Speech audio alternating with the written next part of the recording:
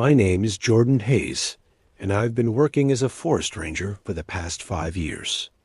It's a job I genuinely love, being surrounded by nature, protecting the wilderness, and occasionally helping lost hikers find their way back to civilization. But nothing in my previous experience could have prepared me for that fateful night in July. Typically, my shifts ran from 9 a.m. to 5 p.m., just like most people with standard office jobs. However, on that particular day, we found ourselves short-staffed for the night shift. Over the past few months, we've been dealing with an unusual number of resignations from our night shift personnel. The latest departure was Mike, a seasoned ranger who'd manned the night watch for over a decade. His abrupt exit left us scrambling to cover his shifts. That's how I ended up being assigned to the graveyard shift, something I'd never done before in my entire career as a ranger. Despite the inconvenience, I felt a mix of excitement and apprehension about the prospect. There was something alluring about experiencing the forest at night, seeing and hearing things that most day shift rangers never got to witness. Knowing that the hours would be long and challenging, 10 p.m. to 5 a.m., I came prepared. My backpack was loaded with a thermos full of strong black coffee and a couple of those 5-hour energy drinks. I wasn't taking any chances with drowsiness.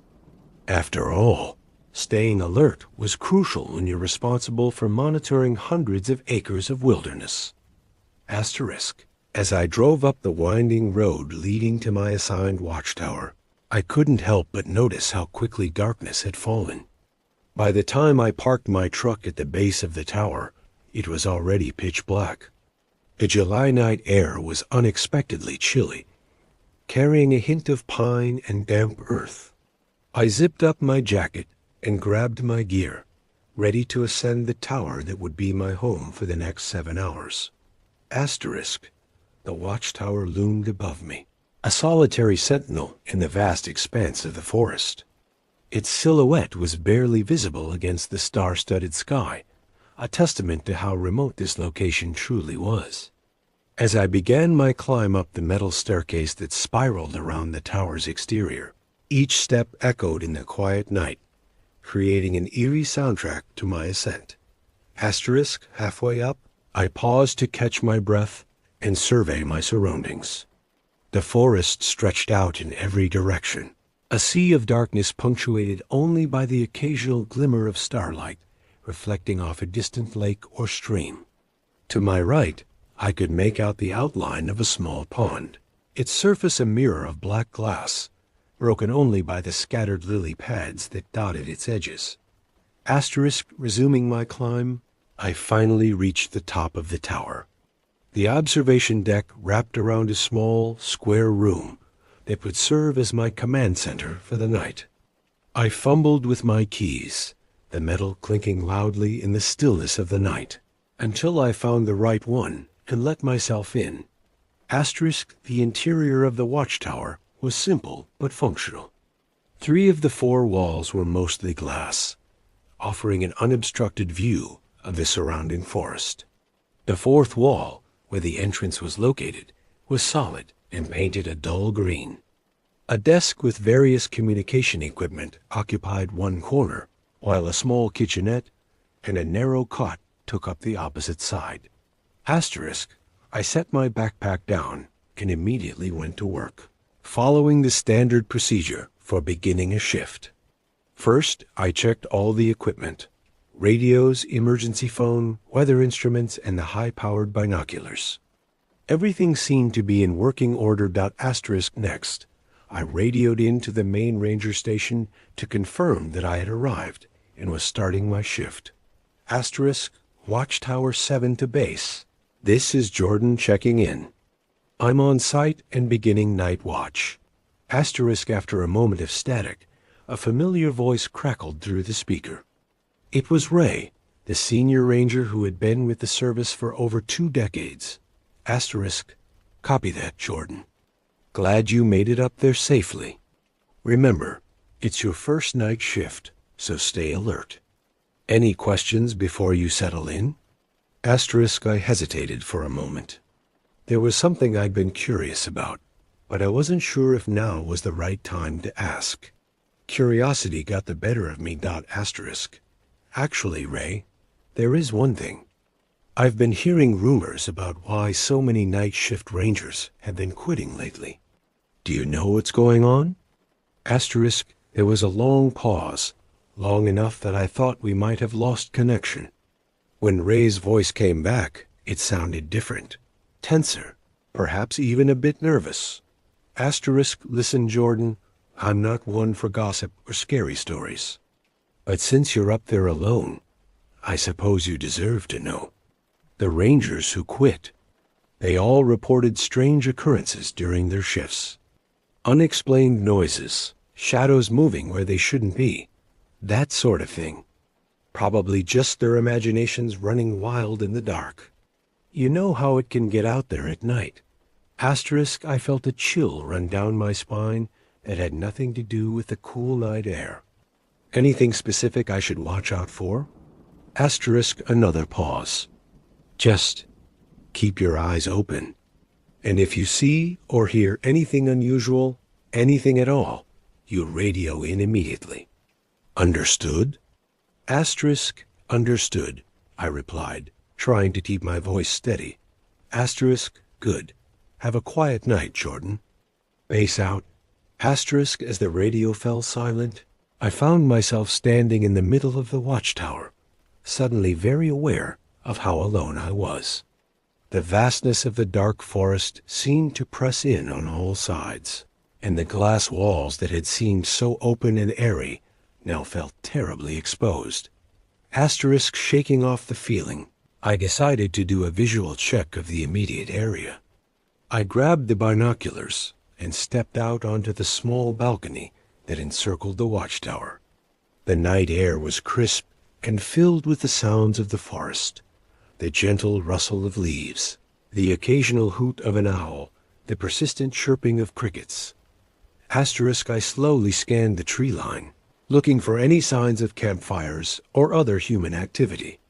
It was strictly against park rules for anyone to be out here at night, but occasionally we'd get some thrill seekers or unprepared hikers who'd lost track of time. Asterisk, as I swept the binoculars across a small clearing about a half-mile away, something caught my eye. I adjusted the focus, trying to get a better look. There, standing at the edge of the clearing, was a figure. It was hard to make out details in the darkness, but it appeared to be wearing some kind of white sheet, with crude holes cut out for eyes. Asterisk, my first thought was that it must be some kind of prank, maybe local kids trying to scare the new night watch ranger. But as I watched, the figure remained perfectly still, seeming to stare directly at the watchtower. A chill ran down my spine as I realized that even at this distance, even in the dark, those black eye holes seemed to be fixed right on me. Asterisk, I lowered the binoculars, rubbing my eyes. When I looked back with my naked eye, I could just barely make out a white spot in the clearing where the figure had been. Raising the binoculars again, I nearly jumped when I saw that the figure was gone. Asterisk, heart pounding, I rushed back inside to the radio. Watchtower 7 to base. Come in base. Asterisk, after a moment, Ray's voice came through, sounding slightly groggy. Base here. What's the situation, Jordan? Asterisk, I hesitated, suddenly feeling foolish.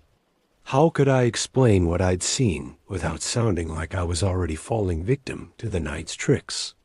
Asterisk, I thought I saw something in the southeast sector. A person, I think, wearing some kind of white costume. Asterisk, a person? Can you describe them? Asterisk, I swallowed hard. It looked like a ghost costume. You know, white sheet with eye holes. Like from a kid's Halloween party or something. Asterisk, there was a long pause on the other end. When Ray spoke again, his voice was low and serious. Jordan, listen to me carefully. I want you to lock all the doors and windows. Don't go outside again, no matter what you hear. I'm sending a ground team to check out the area. They should be there in about an hour. Can you hold tight until then?" His reaction sent a fresh wave of fear through me. "Ray, what's going on? Do you know something about this?" Just stay inside and stay safe. We'll talk more when the team gets there. Base out. As the radio fell silent, I was left alone with the growing darkness and the unsettling feeling that there was much more to this night shift than I had been prepared for.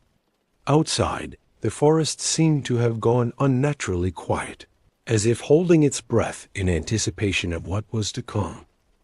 I double-checked all the locks, drew the thin curtains over the windows, and settled in for what I knew would be a long and tense wait.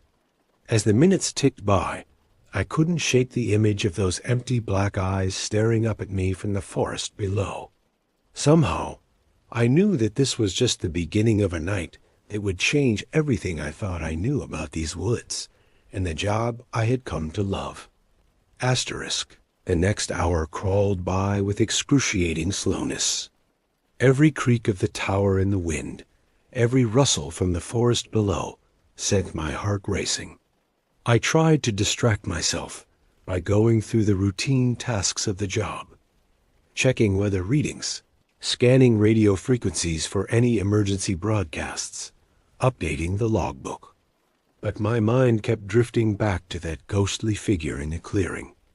I found myself constantly peeking through the curtains, half expecting to see that white shape standing at the base of the tower, those black eye holes staring up at me.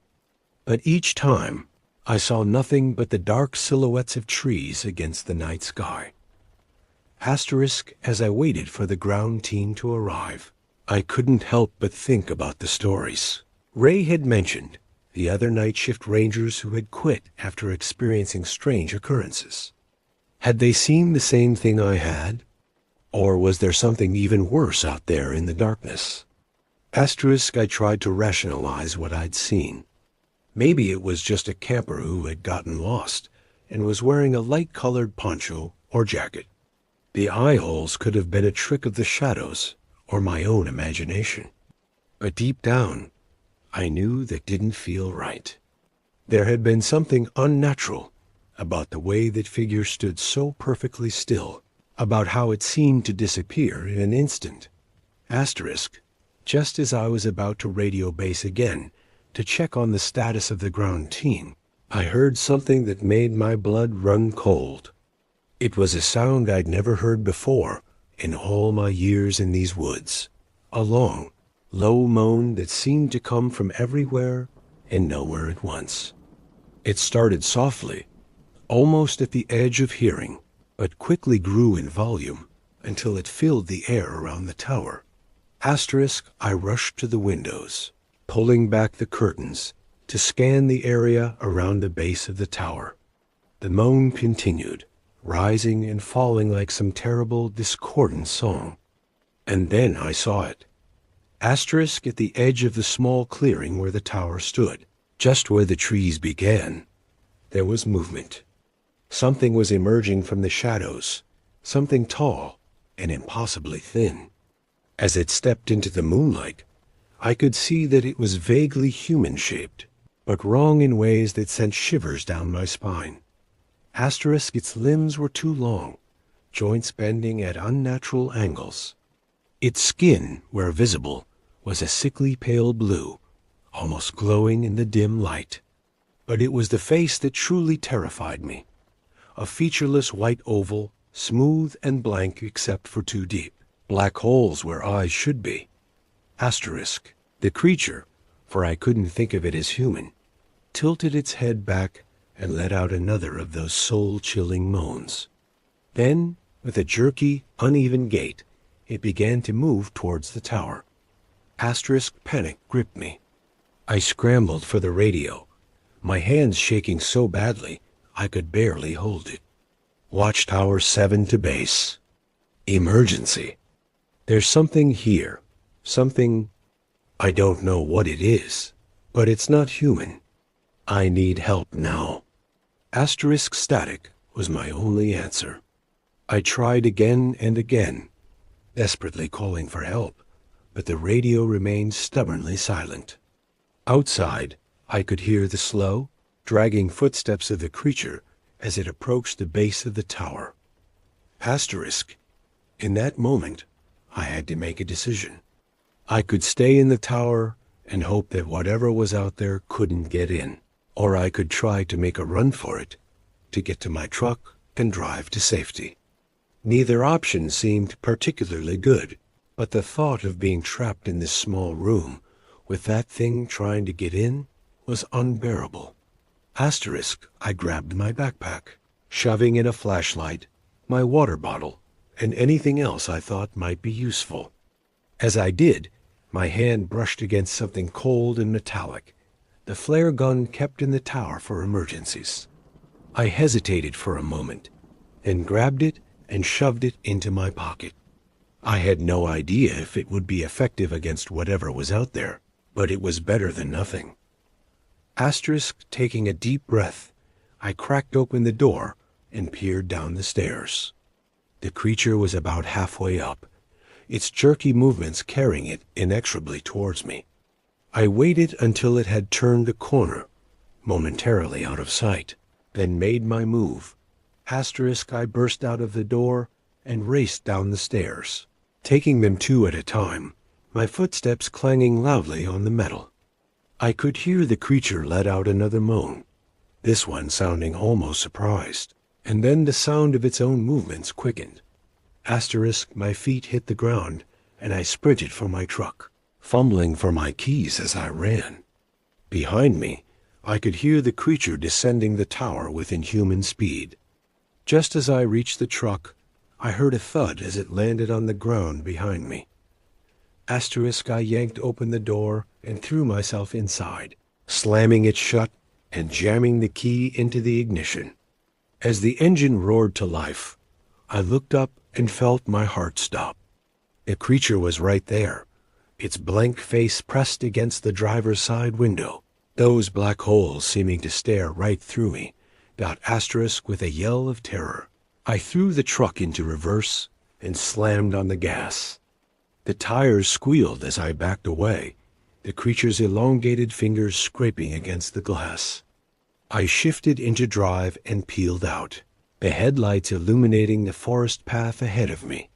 As I sped away from the tower, my mind was racing. What was that thing? Where had it come from? And most importantly, where could I go that would be safe? I knew I couldn't outrun it forever. Eventually, I'd run out of gas or road. I needed help, and I needed it fast. Asterisk. That's when I remembered there was another watchtower about 15 miles to the north. If I could make it there, maybe I could find another ranger, someone who could help me make sense of what was happening. Asterisk, I pushed the truck as fast as I dared on the winding forest roads, constantly checking my rear-view mirror for any sign of pursuit. The forest seemed to press in on all sides, the trees forming a dark tunnel that my headlights barely penetrated. Every shadow looked like it might be hiding another of those creatures, ready to leap out at me. Asterisk, after what felt like hours, but was probably only about 20 minutes, I saw the outline of the other watchtower looming ahead. Relief flooded through me as I pulled up to its base and saw a light on in the cabin at the top, scrambled out of the truck and ran to the base of the tower, shouting up at the illuminated window. "Hey, is anyone up there? I need help." Asterisk, for a long moment, there was no response. Then, slowly, a figure appeared at the window. Even from this distance, I could tell something was wrong. The movements were too stiff, too unnatural. And then I saw it, the blank white face, the black holes for eyes. Horror washed over me as I realized my mistake. I had driven straight into a trap. As if to confirm my fears, I heard movement in the forest around me. Turning slowly, I saw them emerging from the trees. More of those creatures, at least a dozen of them, all moving towards me with that same jerky gait. Asterisk, I was surrounded, cut off from my truck, with nowhere to run. As the creatures closed in, their eerie moans filling the air, I reached into my pocket and felt the cold metal of the flare gun. It was a desperate move, but it was all I had left. Asterisk, I pulled out the flare gun and fired it straight up into the air, the bright red light illuminating the clearing and the grotesque figures surrounding me. For a moment, the creatures seemed to recoil from the sudden burst of light and sound. It was the opening I needed. Asterisk, I sprinted for the truck, dodging around the creatures as they reached for me with their elongated arms. I could feel their cold fingers brushing against my jacket as I ran, but somehow I managed to stay just out of their grasp.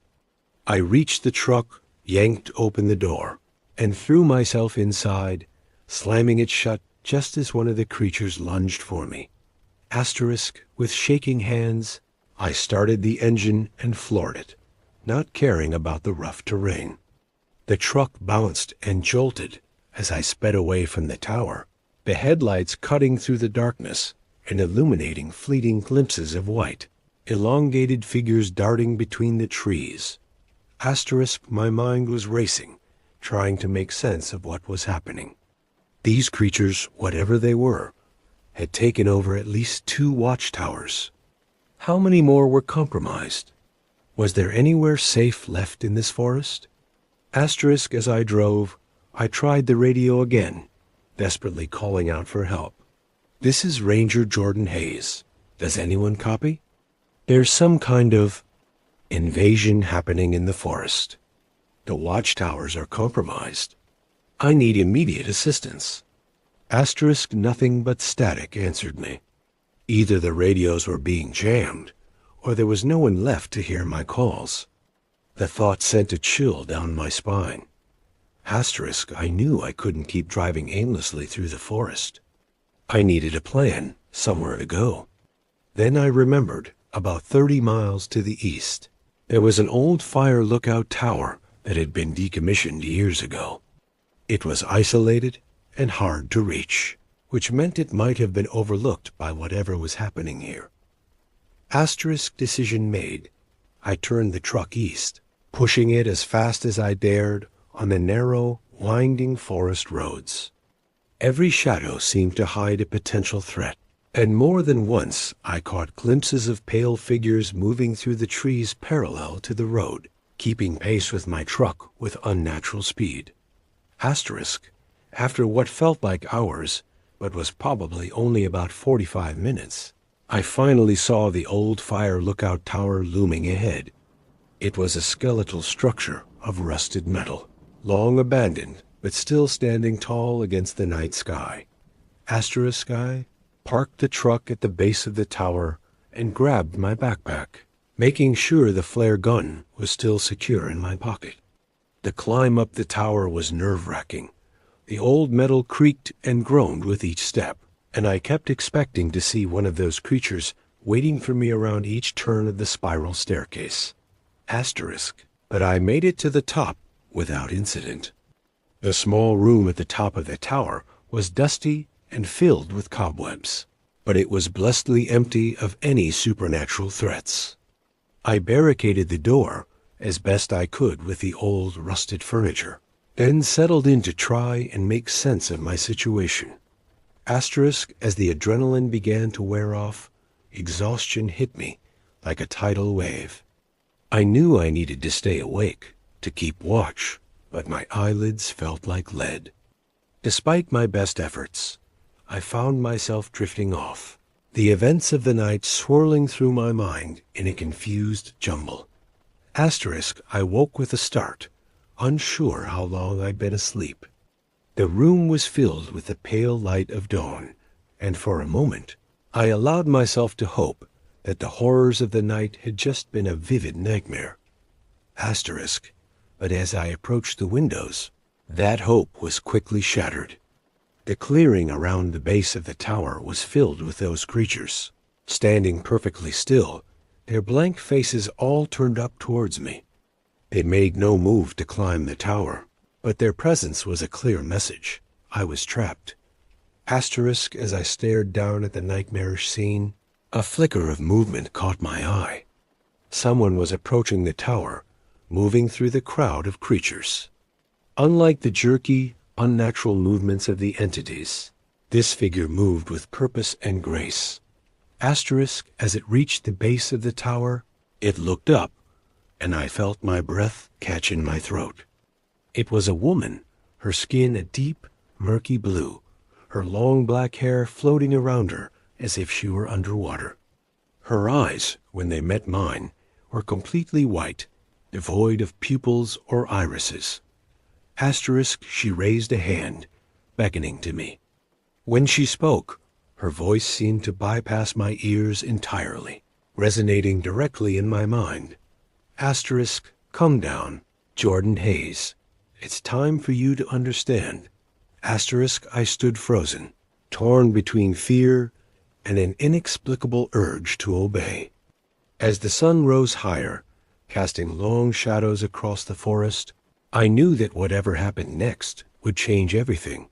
Asterisk, my heart pounded in my chest as I stared down at the blue-skinned woman. Every instinct screamed at me to stay put, to barricade myself in this room and wait for help. But deep down, I knew that help wasn't coming. If I wanted answers, I would have to face whatever was waiting for me down there. Asterisk, with trembling hands, I gathered my few belongings and made my way down the rusty staircase. Each step felt like it might be my last, the metal groaning ominously beneath my feet. As I descended, I could feel the blank gazes of the creatures following me, their eerie stillness a stark contrast to my own shaking limbs. Asterisk, when I finally reached the ground, the blue-skinned woman was waiting for me. Up close, I could see that her skin had an almost translucent quality, with hints of scales catching the early morning light. She smiled, revealing teeth that were just a bit too sharp to be human. Asterisk, welcome. Jordan, she said, her voice still bypassing my ears and resonating directly in my mind. I am Naya. We have much to discuss. Asterisk, I swallowed hard, trying to find my voice. What? What are you? What are these things? I gestured at the motionless creatures surrounding us. Asterisk, Naya's smile faded, replaced by a look of ancient sadness. We are the forgotten ones, the last remnants of a people long lost to time. These, she waved a hand at the creatures, are what become of those who lose themselves to the void. Asterisk, she must have seen the confusion on my face, because she continued, walk with me, Jordan. I will explain everything. Asterisk, as we moved through the forest, the creatures parted before us like a silent sea. Naya began to speak, her voice weaving a tale that seemed too fantastical to be true. And yet, after what I had seen, I couldn't dismiss it. Asterisk, long ago, before humans walked these lands, our people thrived here. We were beings of both water and land, guardians of the balance between the seen and unseen worlds. But as time passed, humans came, and with them, a forgetfulness that spread like a plague. Asterisk, we reached a small, mirror-like pond, its surface perfectly still in the morning light. Naya knelt by its edge, gesturing for me to do the same. Asterisk, look, she commanded. Asterisk, as I gazed into the water, the surface began to ripple, and images formed. I saw great cities hidden beneath lakes and rivers, beings like Naya walking among humans, unseen and unknown. But as the images progressed, I watched these hidden cities crumble, the water beings retreating further and further from the world of humans. Asterisk. As humans forgot the old ways, the magic that sustained us began to fade, Naya continued. Many of our kind simply ceased to be.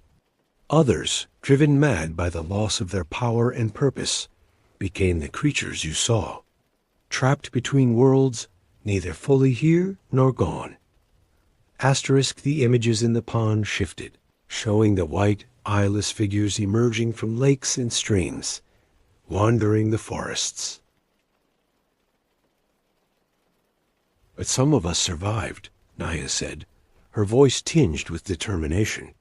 We retreated to the deepest, most hidden places. We waited, watched, and hoped that one day we might find a way to restore the balance.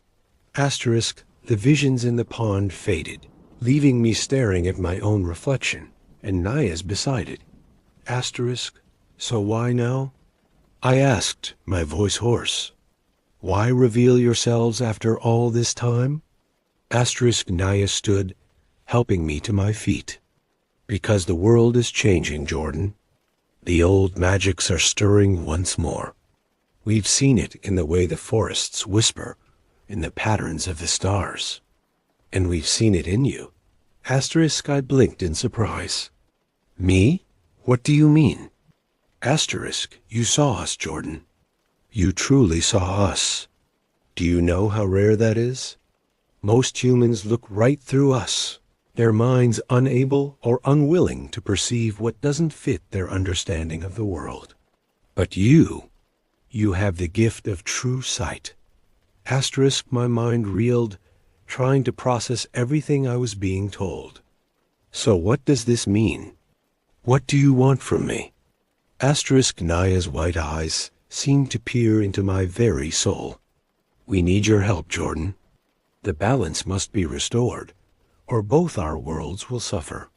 The creatures you saw, the lost ones, they are but a symptom of a greater sickness. If nothing is done, they will multiply, spreading fear and madness wherever they go. Asterisk, she took my hand in hers, her skin cool and slightly damp against mine. You can be a bridge between our worlds. Help us remind humanity of the old ways, of the magic that still lingers in the wild places. Help us heal the void that threatens to consume everything. Asterisk, I stood there, overwhelmed by the weight of what she was asking. Part of me wanted to run, to dismiss this all as some elaborate hoax or hallucination. But I knew, deep in my bones, that what Naya was saying was true. I had seen too much to deny it. Asterisk, I don't know if I can do what you're asking, I admitted. I'm just a forest ranger. I don't know anything about magic or restoring balance. Asterisk, Naya smiled, a glimmer of hope in her otherworldly eyes. You know more than you realize, Jordan.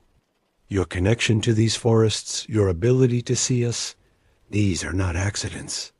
You were meant for this. Asterisk, she gestured around us, and I noticed for the first time that the creatures, the lost ones, had formed a circle around us. But now, in the soft morning light, they seemed less menacing. There was an air of sadness about them, of longing. Asterisk, will you help us, Jordan Hayes? Naya asked, her voice filled with quiet urgency. Will you stand with us against the coming darkness? Asterisk, I looked around at the strange gathering, the ancient being before me, the lost souls surrounding us, the forest that suddenly seemed alive with hidden wonders and terrors. I thought about my life before this night, about the simple joys and mundane worries that had filled my days. I knew that if I said yes, that life would be gone forever. Asterisk, but I also knew that I couldn't walk away. Whatever was happening, whatever was coming, I was a part of it now. And maybe, just maybe, I could make a difference. Asterisk, I took a deep breath, squared my shoulders, and met Naya's gaze. I'll do it, I said, my voice steadier than I felt. I don't know how, but I'll help you. We'll find a way to restore the balance. Asterisk, Naya's smile was like the sun breaking through storm clouds. Around us, a soft sound rose from the gathered creatures, not the eerie moans of before, but something almost like singing, filled with joy and relief. Asterisk. Then let us begin, Naya said, extending her hand to me once more. There is much to learn, and time grows short. Asterisk. As I took her hand, I felt a surge of energy course through me. The forest around us seemed to come alive, colors more vivid, sounds more clear. I could feel the pulse of hidden rivers beneath the earth, the whisper of ancient magics in the wind. Asterisk. As I listened to Naya explain about her secret world and the mission that awaited me, I suddenly felt a strange dizziness. The forest around me began to spin and blur, and Naya's voice started to fade gradually. Asterisk. Jordan, are you all right? I heard her voice coming from afar, as if it was coming from the end of a long tunnel. Asterisk. I tried to answer, but my tongue felt heavy in my mouth. I felt my legs giving way beneath me, and I began to fall towards the ground. Just before I lost consciousness completely, I saw Naya's face transform into something terrifying, her features melting away to reveal a visage similar to the eyeless creatures we'd encountered earlier. Asterisk. I woke with a start, my heart pounding in my chest. I was back in the watchtower, slumped in the chair by the communications stand. The first rays of dawn were peeking through the windows, casting long shadows across the room. Asterisk. Disoriented and confused, I tried to piece together what had happened. Had it all been a dream? The creatures Naya, the ancient magic, was it all just a product of my overtired mind? Asterisk. I grabbed the binoculars and rushed to the window, scanning the area where I'd first seen the figure in the white sheet. The clearing was empty, showing no signs of any disturbance. Asterisk. With shaking hands, I reached for the radio. Watchtower 7 to base. Come in base. Asterisk. After a moment of static, a familiar voice crackled through. Base here. What's the situation, Jordan? Asterisk. It was Ray, sounding as if nothing out of the ordinary had happened. I hesitated, unsure of what to say. How could I explain what I'd experienced, or thought I'd experienced? Asterisk. I think I might have dozed off for a bit, I finally said. Just checking in to make sure everything's okay. Asterisk. All quiet on this end, Ray replied. The relief team should be there in about an hour to take over. How'd your first night shift go? Asterisk. I swallowed hard, looking around the tower. Everything seemed normal, yet I couldn't shake the feeling that something was terribly wrong. Asterisk. It was. Uneventful, I lied. I'll be glad to see the day shift, though. Asterisk. As I signed off, my eyes fell on something that made my blood run cold. There, on the small kitchen counter, was a single lily pad, still wet, as if it had just been plucked from a pond. Asterisk. I stared at it, my mind reeling. There was no pond near enough to the tower for me to have absent-mindedly picked it up, and I was certain it hadn't been there when I started my shift.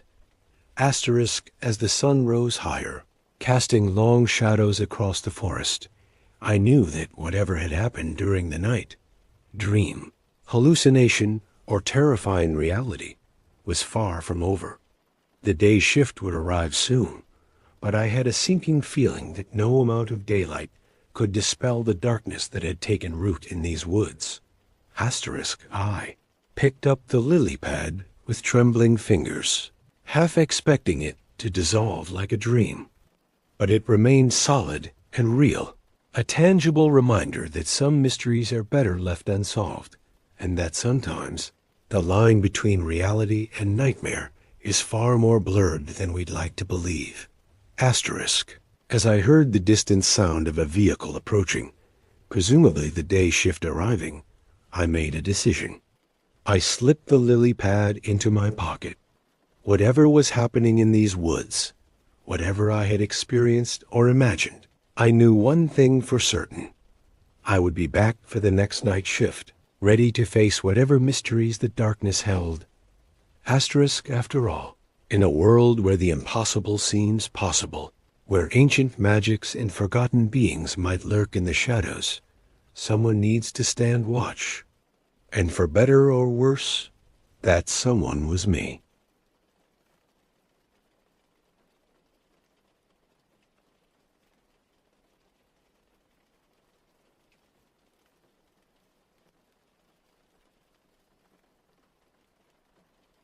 The old truck rattled down the coastal road, sea spray misting the windshield as I made my way to my new assignment. My name is Marcus Holloway, and I've been a lighthouse keeper for the better part of a decade. It's a job most folks think went extinct with the advent of automated systems, but there are still a few of us out there, tending to the more remote and historically significant lighthouses along the coast. Asterisk, as I rounded the final bend, Black Rock Point Lighthouse came into view. It stood on a jutting cliff at the northernmost tip of a small, rocky island, connected to the mainland by a narrow causeway that disappeared at high tide. The lighthouse itself was an imposing structure, a towering cylinder of weathered stone, topped with a glass beacon room that housed a powerful lamp and Fresnel lens. Asterisk, I pulled up to the small parking area at the base of the cliff, killing the engine. The silence that followed was almost oppressive, broken only by the distant cry of seagulls and the relentless crash of waves against the rocks below. Asterisk, well, this is it, I muttered to myself, grabbing my duffel bag from the passenger seat. Home sweet home for the next 6 months. Asterisk, as I made my way up the winding path to the lighthouse, I couldn't shake the feeling that I was being watched. I glanced back several times, but saw nothing except the empty parking lot and the vast expanse of the Atlantic stretching out to the horizon. Asterisk, the lighthouse keeper I was relieving, an old salt named Tom, was waiting for me at the door. His weathered face was creased with worry lines, and his eyes darted nervously between me and the lighthouse. Asterisk, you must be Marcus, he said, his voice gravelly from years of shouting over storm winds. Glad you made it. Was starting to think you might not show. Asterisk, I extended my hand, which he shook briefly. Traffic was a bit heavier than I expected. Nice to meet you, Tom. Asterisk, he nodded, then turned to unlock the lighthouse door. As we stepped inside, the temperature seemed to drop several degrees. Tom led me through a quick tour of the living quarters, a small kitchen, a bedroom, a tiny bathroom, and a study area filled with logbooks and weather monitoring equipment. Asterisk, right then, Tom said, handing me a ring of keys. She's all yours, Marcus. I've left instructions for the equipment in the logbook. Just keep the light burning no matter what. And don't listen to the sounds. They ain't real. Asterisk, before I could ask what he meant, Tom was hobbling down the path to where a boat waited to take him back to the mainland. I watched him go, a sense of unease settling in my stomach. Asterisk, little did I know, this was just the beginning of the strangest and most terrifying 6 months of my life. Asterisk, the first few days at Black Rock Point were uneventful. I settled into a routine, maintaining the equipment, keeping logs, and ensuring the powerful beam cut through the night, warning ships away from the treacherous rocks that gave the point its name. Asterisk, it was on the 4th night that things began to change. I was in the lamp room, polishing the Fresnel lens, when I noticed something odd in the water below. A faint greenish glow seemed to be moving beneath the waves, circling the island in a slow, deliberate pattern. Asterisk, I grabbed the binoculars for a closer look, but whatever it was too deep to make out clearly. Just a diffuse, otherworldly light moving with purpose through the dark waters. As I watched, transfixed, I became aware of a low, thrumming sound. It wasn't coming from outside, but seemed to emanate from the very walls of the lighthouse itself. The sound grew in intensity, and I felt it resonating in my chest, setting my teeth on edge. Asterisk. Suddenly, the lamp behind me flickered. I turned quickly, heart racing. The powerful beam stuttered and dimmed for a moment before roaring back to life. In that brief instant of darkness, I could have sworn I saw something move outside the glass, a massive shape gliding past the lamp room. Asterisk, but that was impossible. We were hundreds of feet above the water. Asterisk, I spent the rest of the night on edge, checking and rechecking the lamp, unable to shake the feeling that something out there in the darkness was watching me. Asterisk, the next morning, as pale sunlight struggled through the perpetual cloud cover, I decided to distract myself by going through the lighthouse's records. In the study area, I found shelves lined with old logbooks kept by previous keepers. Most of the entries were mundane, notes about weather conditions, maintenance tasks, supply deliveries. But as I flipped through the most recent book, Tom's log, I noticed a change. His neat, measured handwriting became increasingly erratic, the entries more disjointed. Asterisk, one entry, dated just a week before I arrived, caught my eye. Asterisk, the light dimmed again tonight. Saw the glow in the water. It's getting closer. They're calling to me. God help me, I think I want to answer. Asterisk, the next few pages were filled with frantic scribblings, rough sketches of what looked like tentacles and strange, otherworldly geometries. The final entry, dated the day before I arrived, consisted of a single sentence. Asterisk, I can't stay here anymore. May God have mercy on whoever comes next. Asterisk, a chill ran down my spine. What had Tom experienced here? Was I witnessing the same phenomena that had driven him to the brink? Asterisk, determined to find answers, I delved deeper into the older logbooks. As I read through decades of entries, a pattern began to emerge. Every few years, keepers would report strange sightings, lights in the water, unexplained noises, feelings of being watched. Some entries spoke of vivid nightmares, of a city beneath the waves that called to them in their sleep. Asterisk, one logbook, dating back to the 1920s, contained a loose newspaper clipping. The yellowed paper crumbled at my touch, but I could still make out the headline.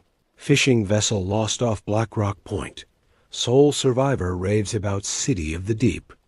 Asterisk, I was so engrossed in my research that I barely noticed the day slipping away. As dusk approached, I reluctantly set aside the logbooks and made my way up to the lamp room. A growing sense of dread settling over me. Asterisk, that night, an unseasonable storm began to brew. The wind picked up, howling around the lighthouse, and rain lashed against the windows. I made my way up to the lamp room, determined to keep the light burning no matter what. Asterisk, the sea below was a churning mass of white-capped waves. Lightning flashed across the sky, momentarily turning night to day. In those brief illuminations, I caught glimpses of something massive moving in the water around the island. Something that couldn't exist. Asterisk, the thrumming sound returned, louder than before, pulsing in time with the flashes of lightning. The lamp flickered and sputtered, but I managed to keep it lit, my hands shaking as I adjusted the mechanisms. Asterisk, then, during a particularly bright flash of lightning, I saw it clearly. A colossal form rising from the waves, a tangle of tentacles and impossible geometries. At its center, a single massive eye opened, fixing its gaze directly on the lighthouse. Asterisk, I stumbled back from the window, my mind reeling. This couldn't be real. It had to be a hallucination, a product of stress and isolation. Asterisk, but deep down, I knew what I had seen was all too real. Asterisk, as the night wore on, the storm intensified. The thrumming sound grew louder, seeming to come from everywhere at once. The walls of the lighthouse vibrated with its power, and I could feel it in my bones, in my very thoughts. Asterisk, and then cutting through the cacophony, I heard a voice. No, not a voice, voices. Thousands of them, whispering, calling, promising, something. I couldn't make out the words, but the meaning was clear. They wanted me to join them, to step into the raging sea and become part of something greater. I found myself moving towards the door, my hand reaching for the handle. Some part of me was screaming to stop, but it seemed so distant, so unimportant compared to the promise of what awaited me in the depths. Just as my fingers brushed the door handle, the lamp above me gave an almighty surge. The sudden brightness snapped me back to reality. I stumbled away from the door, my head clearing. The voices receded, replaced by a sound of fury that shook the very foundations of the lighthouse. Whatever was out there, it was angry that I had resisted its call. The rest of the night became a desperate battle to keep the light burning. Every time it dimmed, the voices would return, trying to lure me out. I worked feverishly, adjusting the lamp, wiping condensation from the lens, doing everything in my power to keep that saving light shining out into the storm. As I worked, I began to understand. The light wasn't just a beacon for ships. It was a ward, a protection against whatever ancient eldritch horror lurked in the depths around this island. For how long had this lighthouse stood as a bastion against the darkness? How many keepers before me had faced this nightly battle? Finally, after what seemed like an eternity, I saw the first faint light of dawn on the horizon. The storm began to subside, the thrumming faded, and the presence I had felt watching the lighthouse retreated back into the depths. I slumped to the floor of the lamp room, exhausted beyond measure, but alive. I had survived the night, but I knew this was just the beginning. Whatever was out there would return, night after night. And I had to be ready. In the days that followed, I threw myself into research, determined to understand what I was up against. I scoured the lighthouse's small library, finding old books on local history and folklore. I made trips into the nearby town of Kingsport during supply runs, visiting the local library and talking to longtime residents. What I discovered chilled me to the bone. The area around Black Rock Point had a long history of mysterious disappearances and strange sightings. Native American legends spoke of an underwater realm ruled by powerful spirits who sometimes lured humans to their doom. Early European settlers had their own tales of sea monsters and ghost ships. In the town library, I found references to a cult that had operated in the area in the 1920s. They called themselves the Esoteric Order of Dagon, and they worshipped ancient sea deities. The cult had been officially disbanded after a series of mysterious deaths and disappearances, but there were whispers that some practitioners had gone underground, continuing their dark rituals in secret. One name kept coming up in my research: Innsmouth. It was a nearby coastal town that had been abandoned in the 1930s after a government raid. The official story was that it had been a haven for bootleggers, but the locals told a different tale. They spoke in hushed tones of the Innsmouth look, strange, fish-like features that some of the townspeople had developed. And they whispered about what really lived in the waters off the Innsmouth coast. As I delved deeper into the region's dark history, I began to have vivid nightmares. I dreamed of a vast underwater city of cyclopean stone, its geometry all wrong, its streets populated by shambling, hybrid creatures that were neither fully human nor fully fish. In my dreams, I heard the call of great Cthulhu, sleeping in his house at Rye, waiting to rise again. I woke from these dreams in a cold sweat, the alien names and geometries fading from my mind like water through a sieve. But the terror remained, along with the growing certainty that what I faced was part of something far larger and more ancient than I could comprehend. It was about 2 months into my stay at Black Rock Point when I received an unexpected visitor. I was in the kitchen, preparing a meager lunch, when I heard a knock at the door. Startled, I wasn't expecting any deliveries, and tourists rarely made it out this far. I cautiously approached the entrance. Opening the door, I found myself face to face with an old woman. She was small and wiry, with silver hair tied back in a tight bun. Her eyes, a startling shade of green, seemed to look right through me. "You're the new keeper," she said. It wasn't a question. I nodded, unsure of what to say. "My name is Esther Marsh," she continued. "My family's lived in these parts for generations. I think it's time you and I had a talk." Somewhat reluctantly, I invited her in.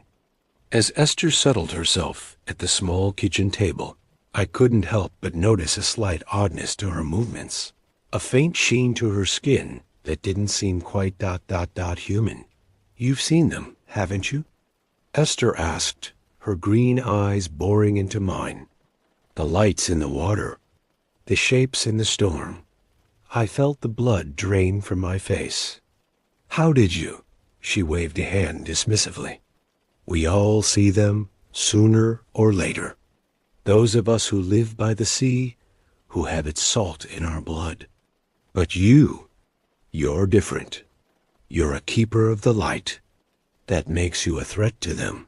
"Them?" I asked, although I had a sinking feeling I already knew the answer. "The deep ones," Esther replied, her voice barely above a whisper. "The servants of the great old ones. They've lived in these waters since before mankind crawled out of the muck, and they want to reclaim what they see as theirs." Over the next few hours, Esther told me a tale that seemed ripped from the pages of a horror novel.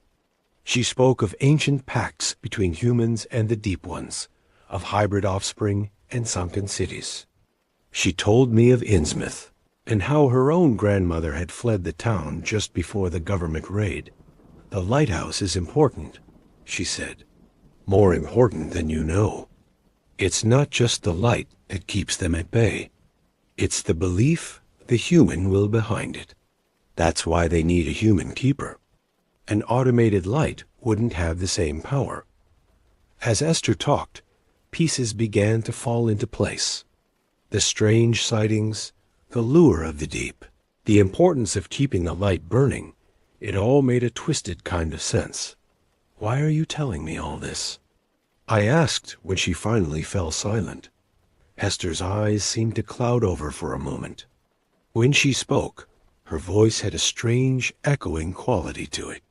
"A storm is coming, Keeper. A great and terrible storm. The stars are aligning, and the great old ones stir in their sleep. You must be ready. The light must not go out." With that, she stood abruptly and made her way to the door. As she stepped outside, she turned back to me one last time. "Remember, Keeper, the light is your weapon, your shield. No matter what you see, no matter what you hear, keep it burning." And then she was gone, leaving me alone with a head full of eldritch knowledge and a growing sense of dread. In the weeks following Esther's visit, the incidents at the lighthouse intensified. The nightly light in the water grew brighter, and sometimes I could swear I saw shapes moving within it, vast, writhing forms that made my eyes hurt to look at them. The dreams became more vivid, more insistent. I would wake gasping for air, my sheets soaked with sweat, the taste of salt water in my mouth. In my dreams, I walked the streets of that sunken city, its bizarre architecture looming over me. Shapes moved in the shadows, always just out of sight. And always, there was the call, a deep, resonant sound that vibrated in my very bones, urging me to join them in the depths. I began to notice changes in myself as well. My skin seemed to have taken on a faint, greenish tinge. And there were times when I could swear my fingers were webbed, if only for a moment. I found myself drawn to the sea in a way I never had been before, spending hours staring out at the waves when I should have been attending to my duties. But through it all, I kept the light burning. No matter how strong the call of the deep, no matter how my body and mind seemed to be changing, I knew that I had to keep that beacon shining out into the night. It was my duty, my purpose, my only defense against the horrors that lurked in the darkness. One night, about 4 months into my stay, I made a shocking discovery. I was going through some of the older logbooks again, cross-referencing dates of strange occurrences with astronomical events, when a loose page fell out of one of the books. Asterisk, it was a letter, yellowed with age, dated 1931. The handwriting was shaky, as if the writer had been in great distress. The letter, yellowed with age, dated 1931. The handwriting was shaky, as if the writer had been in great distress. It read, asterisk, to whoever finds this, asterisk, my name is Robert Marsh. Was the keeper of Black Rock Point Lighthouse. By the time you read this, I will likely be gone, either dead or something else. Asterisk, I write this as a warning. The things I've seen, the things I've learned, they are too terrible to fully comprehend. But you must try, for the sake of all humanity. Asterisk, the lighthouse is more than just a beacon for ships. It is a ward, a barrier against things that lurk in the deep, ancient beings that predate humanity and hunger to reclaim the land we've stolen from them. Asterisk, I've seen them, in the storms and in the calm nights alike. Vast, unknowable shapes in the water. Cities that should not exist glimpsed in the depths. And always, always the call. The maddening, seductive call to join them beneath the waves. Asterisk, but we must resist. The light must remain burning, no matter the cost. For if it goes out, if we falter in our duty, the barrier will fall. And what lies beyond is too horrifying to contemplate. Asterisk, to the keeper who finds this, stay strong. Keep the light burning.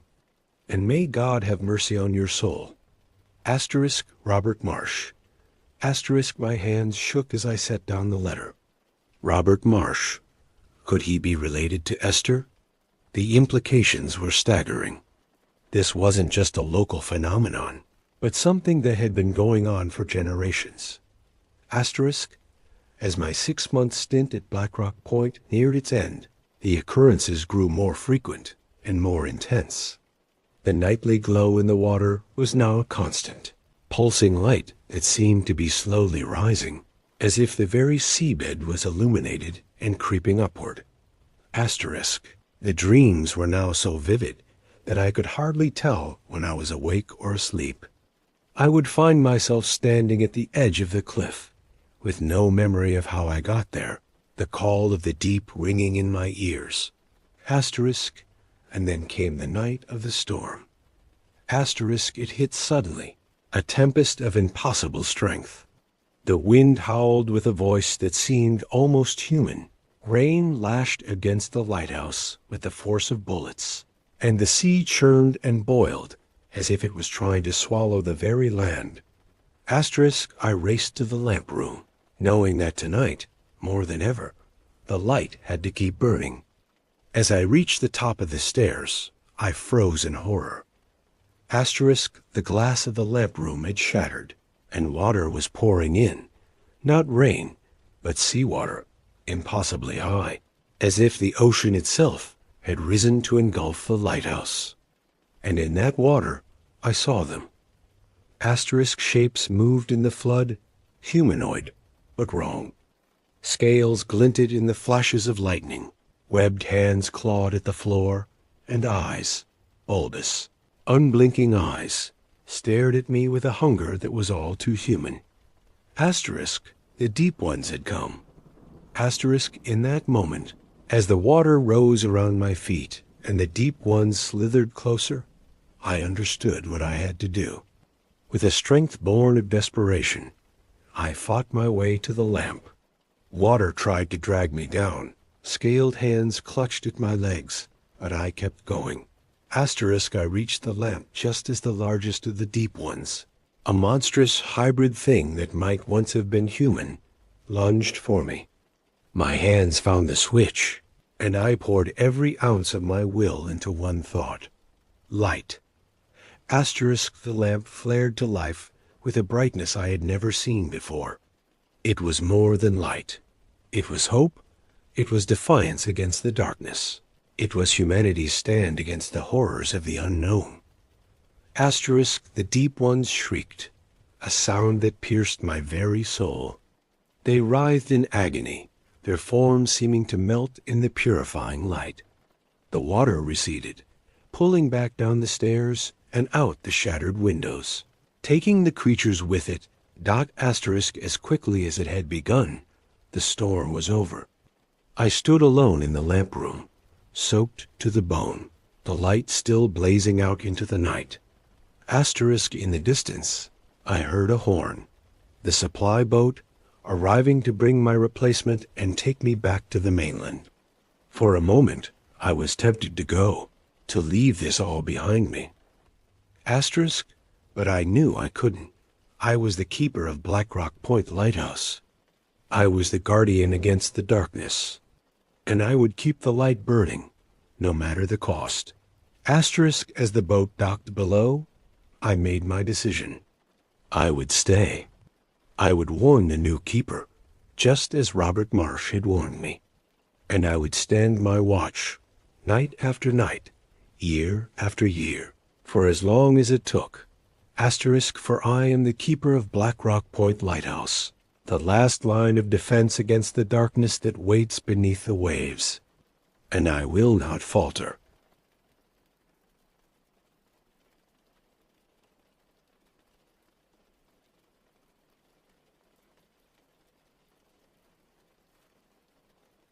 The fluorescent lights of the office buzzed faintly overhead as I finished up my work for the day. It was Friday, and the clock on my computer screen read 6:47 p.m. Most of my coworkers had already left, eager to start their weekends. I stretched, feeling the satisfying pop in my back after hours of hunching over my keyboard. As I was packing up my bag, my phone started vibrating insistently on the desk. I glanced at the screen, surprised to see Hank's name flashing. Hank and I had been best friends since college, but he usually texted rather than called. A twinge of concern flickered through me as I answered ... Hey, Hank, what's up? Instead of Hank's usual cheerful greeting, I was met with heavy breathing and the sound of rustling leaves. When he finally spoke, his voice was tense and slightly breathless. Mike, thank God you picked up. I need your help. Something's happened. I frowned, my hand pausing as I was zipping up my laptop bag.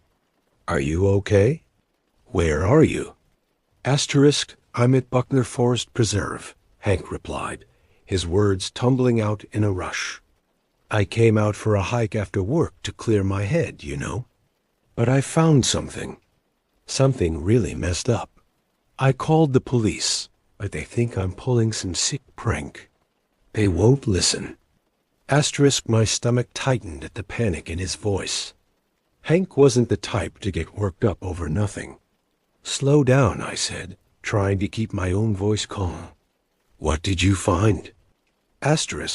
There was a long pause, filled only by the sound of Hank's ragged breathing. When he spoke again, his voice was barely above a whisper.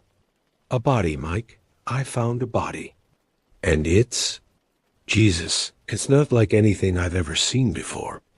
This wasn't an accident or an animal attack. Someone or something did this on purpose. A chill ran down my spine. Hank, are you sure? Maybe it's I'm sure. He cut me off, his voice hardening. I know what I saw. Will you come out here, please? I don't know what to do. And I don't want to be alone out here. Asterisk, I glanced at my watch, then out the window at the fading daylight. Every instinct told me this was a bad idea, that I should tell Hank to get out of there and meet me somewhere safe. But the fear in my friend's voice overrode my reservations. Asterisk. Okay, I said, already heading for the elevator. Text me your exact location. I'm on my way. Asterisk, as I drove toward Buckner Forest Preserve, my mind raced with possibilities. Maybe Hank had stumbled upon a horrific crime scene. Or maybe I tried to reassure myself this was all some kind of misunderstanding. Perhaps he'd found an animal carcass in the dim light, and his imagination had run wild. Asterisk. The preserve was about a 40-minute drive from my office in Chicago. As I left the city behind, the buildings gave way to suburbs, and then to stretches of farmland interspersed with patches of forest. The sun was setting, painting the sky in vibrant oranges and pinks that seemed at odds with the growing sense of dread in my chest. Asterisk, I turned off the main highway onto a smaller road that wound through dense woods. The trees pressed close on either side, their branches reaching over the pavement like grasping fingers. As darkness fell, I flicked on my high beams, the bright light cutting through the gloom ahead. Asterisk, finally, I spotted Hank's blue Subaru parked at a small trailhead pullout. I pulled in beside it, noticing with unease that his was the only other vehicle there. Grabbing my phone and a flashlight from the glove compartment, I stepped out into the chilly evening air. Asterisk, Hank? I called out, sweeping my flashlight beam across the tree line. Where are you? Asterisk, over here. His voice came from somewhere to my left, farther down the trail. Follow the path. I'll flash my light so you can see me. Asterisk, I saw a beam of light flicker between the trees about 100 yards away. Taking a deep breath, I started down the narrow dirt trail, leaves crunching beneath my feet. The woods seemed to close in around me, the darkness beyond my flashlight beam almost palpable. Every rustle and snap made me jump, imagining eyes watching me from the shadows. Asterisk, after what felt like an eternity, but was probably only a few minutes, I rounded a bend and saw Hank. He was standing near the base of a large oak tree, his own flashlight clutched tightly in his hand. As I approached, the beam of light illuminated his face, and I was struck by how pale and drawn he looked. Asterisk, Mike, he said, relief evident in his voice. Thanks for coming. I'm sorry to drag you out here, but I didn't know what else to do. Asterisk, I clasped his shoulder, trying to offer some reassurance. It's okay. I'm here now. Tell me what's going on. Asterisk, Hank ran a shaky hand through his hair. I was just trying to clear my head after a rough day at work, you know. I've hiked out here plenty of times before, but I went off the main trail, wanting to explore a bit. That's when I found ... it. Asterisk, he gestured vaguely deeper into the woods. It's about a quarter mile that way. I can show you, but are you sure you want to see it? It's pretty bad. Asterisk, I hesitated, a part of me wanting nothing more than to grab Hank and get the hell out of there. But I knew I couldn't leave without understanding what had shaken my friend so badly. Yeah, I said, trying to sound more confident than I felt. Show me. Asterisk, Hank nodded grimly and started leading the way, his flashlight beam sweeping back and forth across the forest floor. We pushed through dense underbrush, the branches seeming to claw at our clothes. The air grew colder and damper as we moved deeper into the woods, and an oppressive silence settled around us, broken only by our labored breathing and the occasional snap of a twig beneath our feet. Asterisk, finally, Hank came to a stop at a small clearing. "There," he said quietly, pointing his flashlight beam toward the base of a gnarled old tree. Asterisk, I followed the light, my eyes struggling to make sense of what I was seeing. At first, it looked like a tangle of roots and debris, but as I stepped closer, horror washed over me as I realized what I was looking at. Asterisk, it was a body, or what remained of one. The corpse was twisted and contorted in ways that defied human anatomy, limbs bent at impossible angles.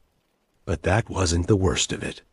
The skin had been, I struggled to find the right word, shredded, peeled. It hung in ragged strips, exposing muscle and sinew beneath. Some of these strips had been woven into the branches of the nearby trees, as if in some grotesque attempt at camouflage. Asterisk, I stumbled backward, my stomach heaving. "Jesus Christ," I gasped, fighting the urge to vomit. What? What could have done this? Hank shook his head, his face ashen. "I don't know. I've never seen anything like it. That's why I called the police, but they wouldn't listen. They thought I was some kid pulling a prank." Asterisk, I forced myself to look at the body again, trying to approach it with some semblance of objectivity. Could it have been an animal attack? A bear, maybe? Asterisk, no way, Hank said firmly. "Look at how the ... The skin is woven into the trees. No animal does that. This was intentional." Asterisk, a chill ran down my spine as I realized he was right. Whatever had done this wasn't just killing for food or in self-defense. This was something else entirely. Asterisk, we need to call the police again, I said, pulling out my phone. But as I looked at the screen, my heart sank. No signal out here. Damn it. Asterisk, Hank nodded grimly. Yeah, I had to hike back to my car to make the call earlier. That's part of why I wanted you to come. I didn't want to leave ... it unguarded, but I was scared to stay here alone. Asterisk, I understood his fear all too well. Every shadow seemed to hide potential threats, and the weight of unseen eyes pressed down on us. "Okay," I said, trying to think clearly despite the panic clawing at the edges of my mind. "We need a plan. We can't just leave this here, but we also can't stay out in these woods all night." Asterisk Hank opened his mouth to respond, but before he could speak, a twig snapped loudly somewhere in the darkness behind us.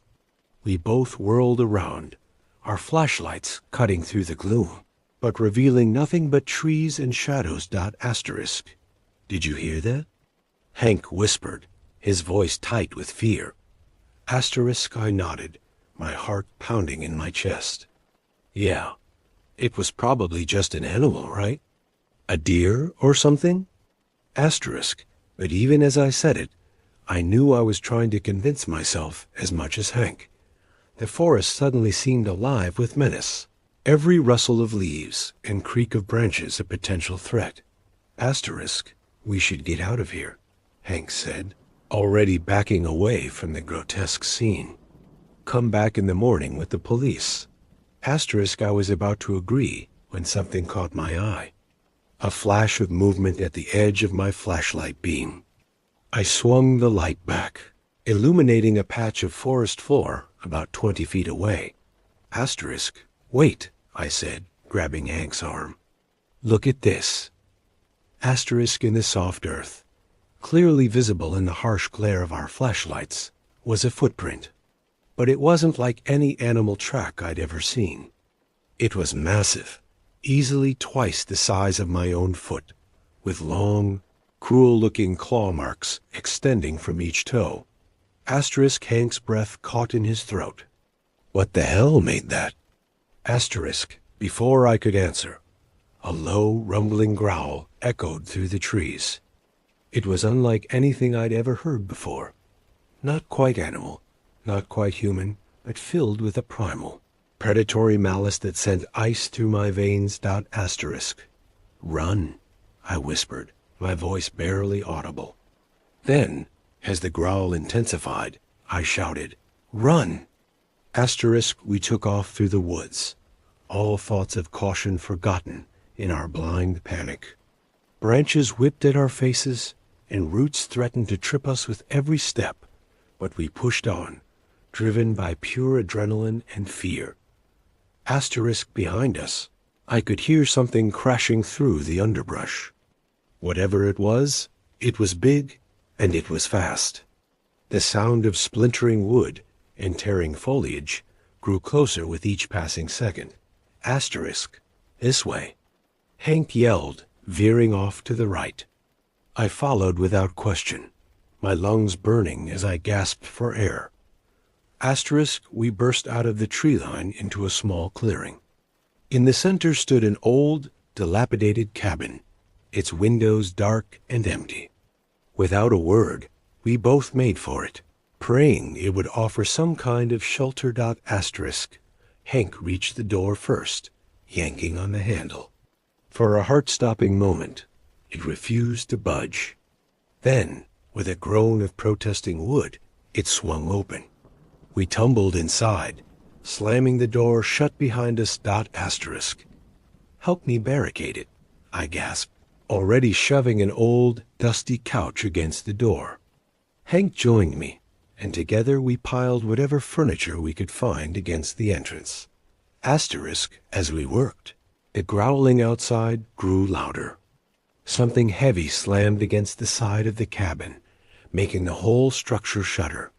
We froze, staring at each other in the dim light filtering through the grimy windows. Asterisk. What do we do now? Hank whispered, his eyes wide with fear. Asterisk, I looked around the cabin, searching for anything we could use as a weapon. My eyes fell on an old fireplace poker leaning against the hearth. I grabbed it, feeling slightly less helpless with its solid weight in my hand. Asterisk, we wait, I said, trying to sound more confident than I felt. Whatever's out there, it can't get in here. We'll wait until morning, then make a run for it. Asterisk. Hank nodded, but I could see the doubt in his eyes. We both knew that if the thing outside really wanted to get in, our makeshift barricade wouldn't hold it for long. Asterisk. As if in response to my thoughts, another impact rocked the cabin. This time, I heard the distinct sound of wood splintering. A quick glance confirmed my fears. A large crack had appeared in one of the boarded-up windows. Asterisk. We need a better plan, Hank said, his voice shaking. We can't just sit here and wait to die. Asterisk. I nodded, my mind racing. Okay. Let's think. There has to be something we can do. Asterisk. As we huddled in the darkened cabin, the sounds of our pursuer circling outside, I couldn't help but wonder how we had ended up in this nightmare. What was that thing out there? And more importantly, how were we going to survive the night? Asterisk. The old cabin creaked and groaned around us, its timbers protesting against the assault from outside. Hank and I huddled near the center of the single room, our eyes darting between the boarded-up windows and the barricaded door. Every few minutes, a heavy impact would shake the structure, followed by that bone-chilling growl. Asterisk. We need to find a way to contact someone, I said, trying to keep my voice steady. There's got to be a landline or a radio or something in here. Asterisk. Hank nodded, his face pale in the dim light filtering through the cracks in the boards. Good idea. You check that side. I'll look over here. Asterisk. We split up, searching the cabin as thoroughly as we could in the near darkness.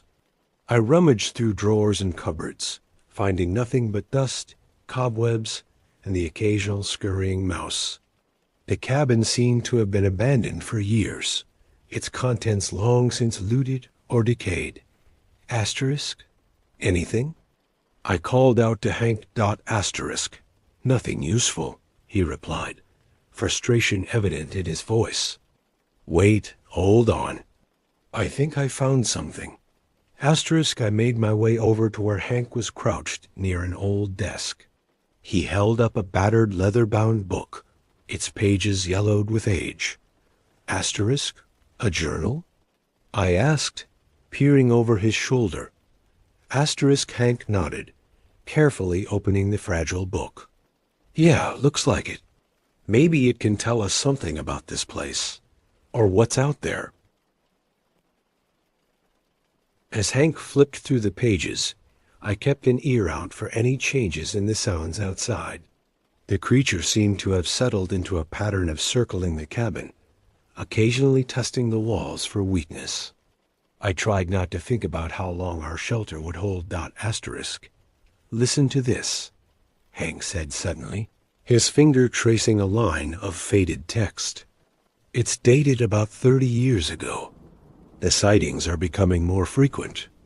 The loggers speak of a beast in the woods, something that walks like a man, but hunts like no animal they've ever seen. I've tried to warn the Forest Service, but they won't listen.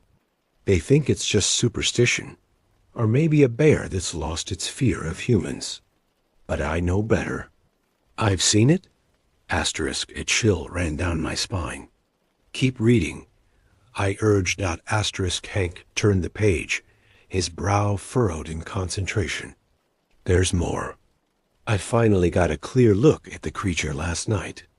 It was huge, at least 8 feet tall, with matted fur covering its body.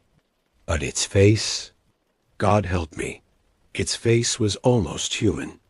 Its eyes gleamed with an intelligence that no mere animal could possess. I know now that the old legends are true. The Wendigo walks these woods.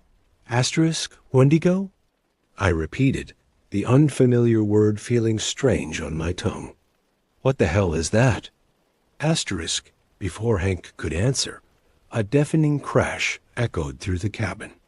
We both jumped, whirling to face the source of the noise. One of the boarded-up windows had given way, planks of wood clattering to the floor. In the gap, illuminated by the pale moonlight filtering through the trees, we caught our first clear glimpse of our pursuer.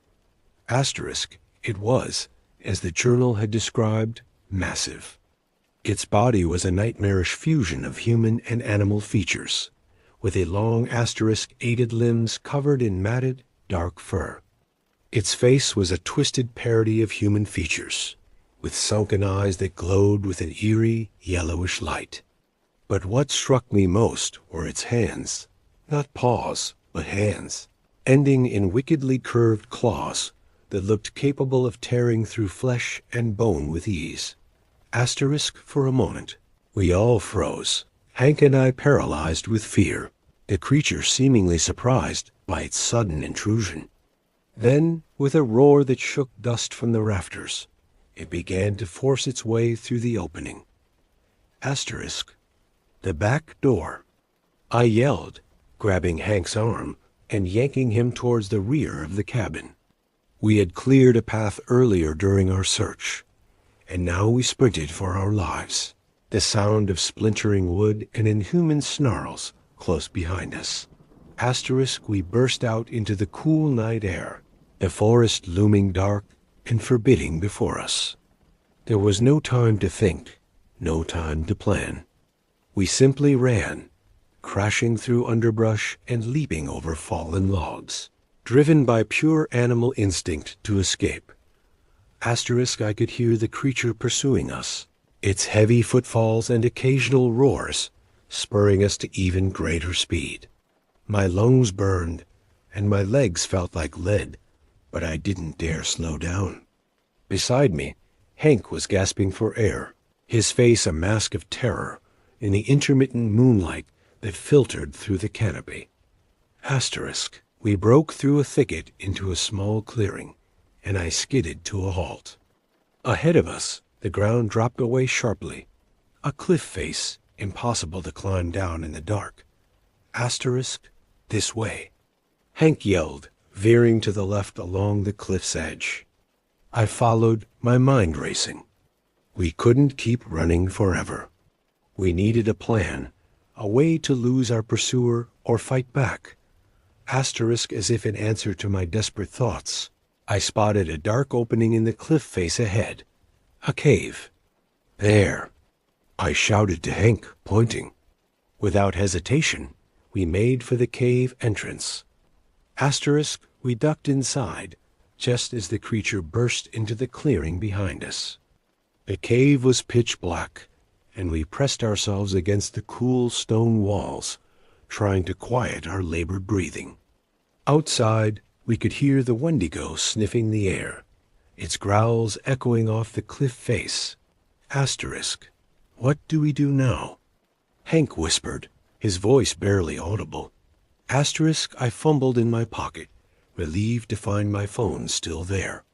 The screen illuminated, casting a faint blue glow around us. No signal, of course, but at least we had some light. I switched on the flashlight function, careful to point it away from the cave entrance. Asterisk, the beam revealed a narrow passage leading deeper into the earth. Rough-hewn steps descended into darkness. Asterisk, we can't stay here, I said, gesturing towards the passage. It'll find us for sure. Maybe we can lose it in there. Asterisk Hank nodded grimly, and we started down the steps, moving as quietly as we could. The sounds of the creature outside grew fainter as we descended, replaced by the drip of water and the echo of our footsteps. Asterisk, after what felt like hours, or was probably only minutes, the passage opened up into a larger cavern. My flashlight beam couldn't reach the far walls or ceiling, giving the unsettling impression that we were standing on the edge of an abyss. Asterisk, look, Hank said, pointing. On the far side of the cavern, barely visible in the gloom, was what looked like a man-made structure, a stone archway carved with intricate symbols. Asterisk, we approached cautiously. The symbols were like nothing I'd ever seen before, a mix of angular lines and curves that seemed to shift and move if I looked at them too long. Asterisk, what is this place? I wondered aloud. Asterisk Hank ran his hand over the carved stone. Some kind of old mining operation, maybe. Or ... double quotes. He hesitated. Something older. Asterisk, a low rumble from above made us both freeze. Dust and small pebbles rained down from the ceiling. The Wendigo had found the cave entrance. Asterisk, we need to keep moving, I said urgently. Beyond the archway, the passage continued, sloping gently downward. Asterisk, we hurried through the arch, and I felt a strange tingling sensation as we passed under it, like static electricity dancing across my skin. Behind us, the rumbling grew louder, punctuated by the creature's roars. Asterisk, the passage twisted and turned, leading us deeper underground. We passed more carved symbols on the walls, and occasionally glimpsed side chambers filled with strange, half-glimpsed shapes that I tried not to look at too closely. Asterisk, finally, we emerged into another large cavern. This one was dimly lit by an eerie, greenish glow emanating from pools of still water scattered around the chamber. In the center stood a raised stone dais, upon which rested a pedestal holding something. From this distance, in the poor light, I couldn't make out what it was. Asterisk, what the hell? Hank muttered, voicing my own confusion. Asterisk, before we could investigate further, a deafening roar echoed through the cavern. We spun around to see the Wendigo framed in the passage we had just exited, its eyes gleaming with malevolent hunger. Asterisk, run! I yelled, though there was nowhere left to run to. We sprinted for the dais, hoping to put some obstacle between us and the creature. Asterisk, as we reached the pedestal, I finally got a clear look at what it held. A knife, its blade made of some dark stone. It seemed to drink in what little light there was. Without thinking, driven by desperation, I grabbed it. Asterisk, The moment my hand closed around the hilt, a jolt of energy surged through me. The symbols carved into the blade began to glow with the same greenish light as the pools, and I felt a presence in my mind, ancient, alien, but undeniably powerful. Asterisk the Wendigo charged, covering the distance between us with terrifying speed. But as it reached the edge of the dais, it suddenly recoiled, as if it had struck an invisible barrier. Asterisk knowledge flooded into my mind, snippets of an alien language, rituals performed in this very cavern millennia ago, the true nature of the creature we faced. I knew somehow that this knife was the key to defeating it. "Hank," I said, my voice sounding strange to my own ears, "I need you to trust me. When I tell you to, push that thing off the dais." Asterisk, he looked at me like I was insane, but nodded. The Wendigo circled us, probing the invisible barrier, searching for weakness. Asterisk, I raised the knife, the words of a chant I had never learned spilling from my lips. The glow from the blade intensified, and I felt power building around us. Asterisk, the barrier flickered. "Now!" I shouted. Asterisk, as Hank shoved the creature back. I brought the knife down in a gleaming arc. It bit deep into the Wendigo's chest, and an unearthly howl filled the cavern. Green fire erupted from the wound, spreading rapidly across the creature's body. Asterisk, in moments, it was over. Where the Wendigo had stood, there was nothing but a pile of ashes, quickly dissipating in a non-existent wind. Asterisk, Hank, and I stood there, panting, trying to process what had just happened. The knife in my hand grew cold, the glow fading along with the alien presence in my mind. Asterisk, is it over?" Hank asked hesitantly. Asterisk, I nodded, though I wasn't entirely sure. "I think so. But we need to get out of here. And we need to make sure nothing like this ever happens again." Asterisk, we made our way back through the tunnels, emerging into the pre-dawn light. As we hiked back towards our cars, exhausted and shell-shocked, I couldn't shake the feeling that we had stumbled into something much bigger than we realized.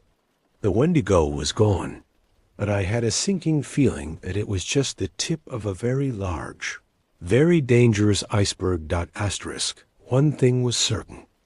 Our lives would never be the same again. And somehow, I knew this was just the beginning of a much larger story.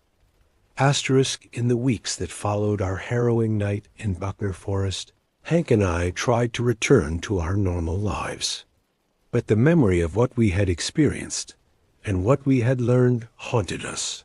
Asterisk, we made an anonymous tip to the police about the body we had found, but by the time they investigated, all traces of the gruesome scene had vanished. The official report chalked it up to a hoax, or a case of overactive imaginations. Asterisk, I kept the stone knife hidden away, unable to bring myself to get rid of it, but afraid of its power. Sometimes, late at night, I could swear I heard it whispering to me, hinting at other creatures lurking in the dark corners of the world, waiting to be unleashed. Asterisk, Hank threw himself into research, digging into old legends and folklore, trying to find any information he could about the Wendigo and other mythical beasts. He started a blog, ostensibly about cryptozoology, but really a veiled attempt to warn others about what might be out there. Asterisk, as for me, I found myself unable to look at the forests around Chicago the same way. Every shadow held potential threats, every unexplained sound a possible harbinger of terror. But along with the fear came a sense of purpose. We had faced something inhuman and survived. We had protected others from a threat they never knew existed. Asterisk, and deep down, I knew it wasn't over. The knife was proof that there were forces at work in the world far beyond our understanding. Forces that sometimes needed to be confronted by ordinary people, thrust into extraordinary circumstances. Asterisk, whatever came next, whatever other horrors lurked in the darkness, I knew that Hank and I would face them together. We had been changed by our experience, forged into something new. We were no longer just two friends from Chicago.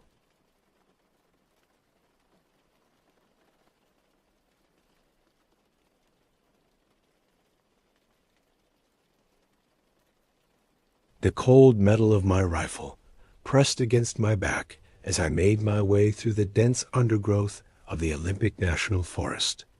The canopy above was so thick that only slivers of moonlight pierced through, casting eerie shadows that danced across the forest floor. My name is Reuben Dyer, and for the past 6 years, I've been part of a covert government unit that deals with creatures most people believe exist only in nightmares and folklore. Asterisk. Before joining this unit, I'd spent a decade in military special operations, followed by a stint in high-risk private security. I thought I'd seen it all, faced every kind of danger a man could face. But nothing, not the scorching deserts of the Middle East, not the treacherous mountain passes of Afghanistan, not even the cutthroat world of corporate espionage, had prepared me for the horrors I've witnessed in this job. Asterisk. Our unit operates under the radar, and for good reason. The things we hunt aren't the kind you talk about over dinner. They're the monsters that lurk in the shadows, the creatures that go bump in the night. And trust me, they're far more terrifying than anything your imagination can conjure. Asterisk. This latest assignment had brought us to the backwoods of Washington State. For months, rumors had been circulating about a series of brutal killings. Officially, it was written off as animal attacks, maybe a rogue bear or a particularly aggressive mountain lion. But the authorities knew better. That's where we came in. Asterisk. As I pushed through a particularly thick patch of ferns, I caught sight of Hank, our team's grizzled veteran. He was crouched low, examining something on the forest floor. Hank had been doing this job longer than anyone else on the team. Hell, longer than most people in our entire organization. He didn't say much, but when he did, you listened. Asterisk. What have you got, Hank? I whispered, careful not to disturb the unnatural quiet of the forest. Asterisk. Hank looked up at me, his weathered face creased with concern. Tracks, he muttered, gesturing to the ground. Like nothing I've ever seen before. Asterisk. I knelt beside him, my eyes struggling to make out what he was seeing in the dim light. Then I saw it, a massive footprint, easily twice the size of a human's, with long, curved claw marks etched deep into the soft earth. Asterisk. Jesus, I breathed, feeling a chill run down my spine, despite the warm night air. Asterisk. Hank nodded grimly. Whatever made this, it's big, and it's close. Asterisk. As if on cue, a twig snapped somewhere in the darkness behind us. We both whirled around, weapons at the ready, but there was nothing there, just more trees and shadows. Asterisk. We should regroup with the others, I said, trying to keep my voice steady. Hank nodded in agreement, and we began making our way back to where we'd left the rest of our team. Asterisk. Our group for this mission was a mix of veterans and rookies. Besides Hank and myself, there was Jess, a former FBI profiler with a knack for tracking that bordered on supernatural. Then there were the new guys, Abe and Wyatt, fresh out of whatever shadowy training program our organization ran. They were green, jumping at every snap of a twig, but they had potential. Asterisk. We found them gathered around a small clearing tension, evident in their postures. Jess was poring over a map spread out on a fallen log, while Gabe and Wyatt kept watch, their eyes darting nervously between the trees. Asterisk. Find anything? Jess asked as we approached, her voice barely above a whisper. Asterisk. I nodded, gesturing for everyone to gather closer. Tracks, I said. Big ones. Whatever we're dealing with, It's not your average predator. Asterisk Jess's eyes narrowed. I've been going over the reports of the attacks. The victims, they weren't just killed. They were torn apart, like something was feeding on them. Asterisk I saw Gabe blanch at her words, and even Wyatt looked a little green around the gills. I couldn't blame them. This job had a way of showing you the darkest aspects of nature, and sometimes things that defied nature altogether. Asterisk. All right, listen up, I said, taking charge of the situation. We're going to set up base at the old ranger station about a mile north of here. It's defensible, and it'll give us a good vantage point to plan our next move. We move in pairs, eyes and ears open. Whatever's out there, it knows these woods better than we do. Stay alert. Asterisk as we gathered our gear and prepared to move out, I couldn't shake the feeling that we were being watched. The forest around us seemed to press in, the darkness between the trees hiding untold dangers. I'd been on countless missions like this before, but something about this one felt different. There was a weight to the air, a sense of ancient, primal fear that set my teeth on edge. Asterisk little did I know, as we set off towards the ranger station, that we were walking into a nightmare beyond anything we could have imagined. The hunt had begun, but we were no longer the hunters. We were the prey. Asterisk the old ranger station loomed before us, a dilapidated wooden structure that seemed to sag under the weight of the surrounding forest. As we approached, I couldn't shake the feeling that we were walking into the maw of some ancient, slumbering beast. Asterisk. All right, let's secure the perimeter, I ordered, my voice barely above a whisper. Jess, you're with me. We'll take the inside. Hank, you and the rookies check the grounds. Asterisk the floorboards creaked ominously as Jess and I entered the station, our flashlights cutting through the gloom. Dust motes danced in the beams, and the musty smell of abandonment filled our nostrils.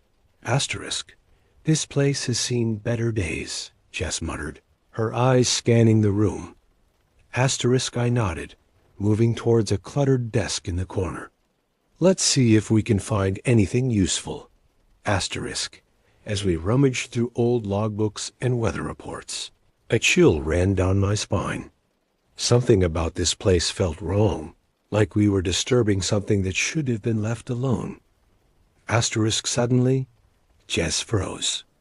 Reuben, she whispered, look at this. Asterisk she was holding a yellowed newspaper clipping, dated nearly 50 years ago. The headline read, Missing Hiker's Case Remains Unsolved. Asterisk, it's been happening for decades. I realized, a knot forming in my stomach. Asterisk before we could discuss it further, Hank's gruff voice crackled over our radios. You two better get out here. We found something. Asterisk we rushed outside to find. Hank and the rookies gathered around a large tree at the edge of the clearing. As we got closer, I saw what had caught their attention. Deep, jagged claw marks scored into the bark, easily 8 feet off the ground. Asterisk, Jesus, Gabe breathed, his face pale in the moonlight. Asterisk, whatever made these? Hank said grimly. It's big, and it's marking its territory. Asterisk, a heavy silence fell over the group as the reality of our situation sank in. We were dealing with something far more dangerous than we had anticipated. Asterisk, we need to set up surveillance, I decided. Cameras, motion sensors, the works. If this thing comes back, we need to be ready.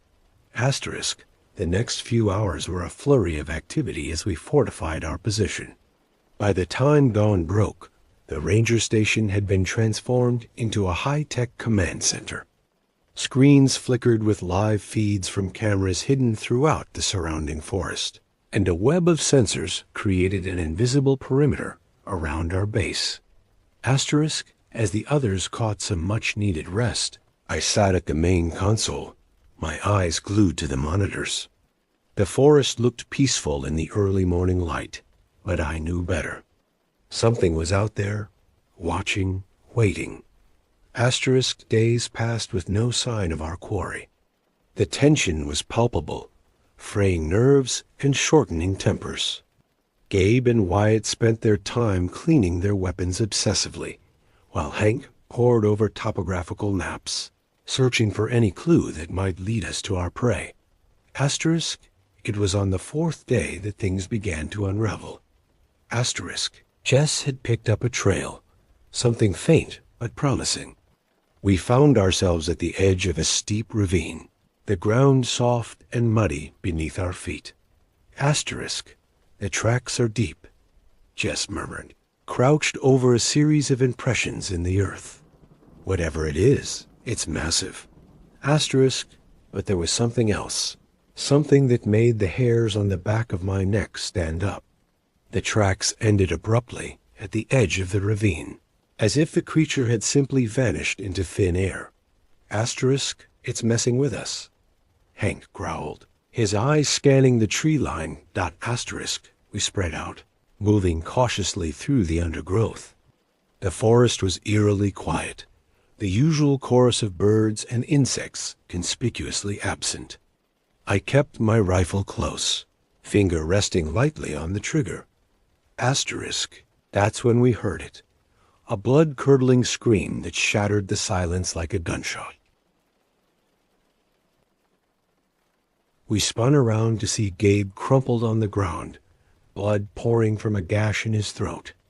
Wyatt stood frozen, his eyes wide with terror, as something massive and dark darted through the underbrush. I fired instinctively, the rapport of my rifle echoing through the trees, but the creature was gone, vanishing into the dense foliage as quickly as it had appeared. Hank was at Gabe's side in an instant, trying desperately to staunch the bleeding, but it was too late. The young agent's eyes stared sightlessly at the canopy above, his face frozen in a mask of terror. What the hell was that? Jess hissed, her voice trembling. It's playing with us, Hank said grimly, wiping blood from his hands. That thing is smarter than we gave it credit for. We retreated to the ranger station, our spirits broken and our nerves shattered. As we barricaded the doors and windows, I couldn't shake the feeling that we were no longer the hunters. We had become the hunted. Night fell, bringing with it a suffocating darkness that seemed to press in on us from all sides. The ranger station, once our refuge, now felt like a cage. It started with a low, vibrating hum that resonated through the walls. A sound unlike anything I'd ever heard before, deep and primal, making my teeth ache and my heart race. It's here, Hank whispered, his face ashen in the dim light of our monitors. The attack came swiftly and without mercy. The door exploded inward in a shower of splinters, and there it was, a nightmare made flesh. The creature was massive, easily 7 feet tall, with a body that seemed to be a patchwork of different animals. Thick, sinewy limbs covered in coarse black fur ended in razor-sharp claws. Its maw was lined with jagged teeth, like rows of serrated knives. But it was the eyes that truly chilled me to my core, glowing orbs that radiated a malevolent intelligence. It lunged at Hank first, moving with a speed that defied its size. He fired point blank, the bullets tearing into its flesh, but it barely slowed. With one swipe of its massive paw, it sent Hank crashing into the wall, leaving a smear of blood in his wake. Jess was next, emptying her clip into the beast's side. For a moment, I dared to hope it might be enough. But then it turned on her, jaws snapping shut around her arm with a sickening crunch. Her scream of agony was cut short as it tore into her, ripping flesh from bone with savage efficiency.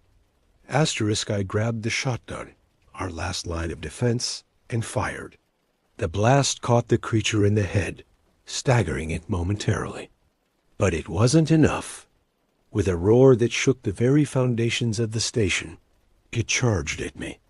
Asterisk, I fired again, aiming for its chest. The creature swayed, its glowing eyes rolling back in its head, before it finally crumpled to the ground. Asterisk, for a long moment, I stood there, shotgun trained on its still form, hardly daring to breathe.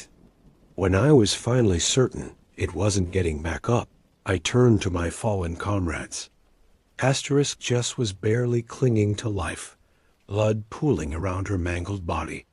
Hank was slumped against the wall, his breathing ragged and labored. Wyatt was nowhere to be seen, likely taken during our retreat to the station. Asterisk with shaking hands, I radioed for extraction, my voice cracking as I relayed our coordinates. It felt like an eternity before I heard the distant thrum of helicopter rotors. Asterisk, as the medical team rushed Jess and Hank to safety. I stayed behind, watching as another team carefully loaded the creature's body into a containment unit. Unlike other cryptids we'd encountered, this one didn't fade away or dissolve into nothingness. It remained solid, real, undeniable proof of the nightmare we'd endured. Asterisk, months have passed since that fateful night in the Olympic National Forest. Jess and Hank survived, barely, but they'll never be the same. The physical scars will heal, but the memories, those will haunt us forever. Asterisk, the creature, whatever it was, is now locked away in some top-secret facility, being studied by scientists who probably don't fully grasp the danger they're dealing with. Part of me hopes they'll find a way to prevent something like this from happening again. Another part dreads what other horrors their research might uncover. Asterisk, as for me, I'm still with the unit. Someone has to do this job, to stand between the darkness and the unsuspecting world. But now, every time I step into a forest or hear an unexplained noise in the night, I can't help but wonder, what else is out there, waiting to be found? Asterisk, the real horror isn't the creatures we hunt. It's the knowledge that there are more out there, hidden in the shadows of our world. And someday, we might meet something we can't stop. Asterisk, but that's a problem for another day. For now, I'll keep doing what I do best, hunting the things that hunt us. Because in this line of work, you never know which mission might be your last.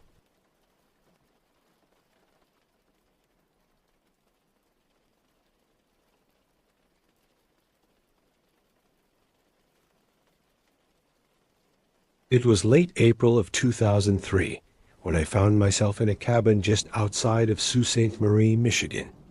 I'd come to the woods for a break from my job in Chicago, where I worked as a software engineer. I wasn't your typical city guy, though. Grew up in a small town, spent most of my teenage years hunting with my dad, and had always preferred the quiet of the outdoors to the constant noise of the city.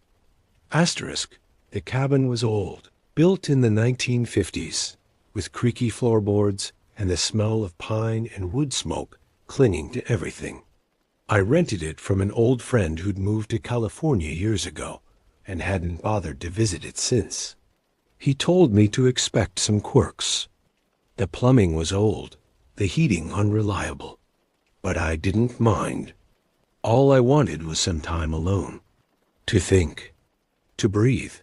Asterisk, as I pulled up to the cabin in my beat-up Honda Civic, the gravel crunching under the tires, I couldn't help but feel a sense of relief wash over me.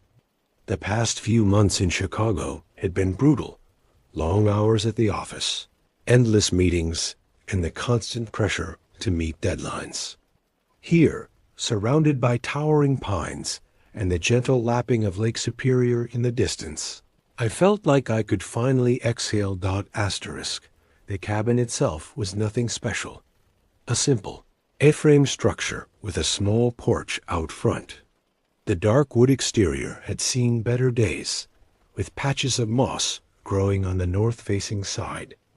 I grabbed my duffel bag from the trunk and made my way inside, the old key turning stiffly in the lock. Asterisk, the interior was just as rustic as I'd expected. A small living area with a worn leather couch faced a stone fireplace.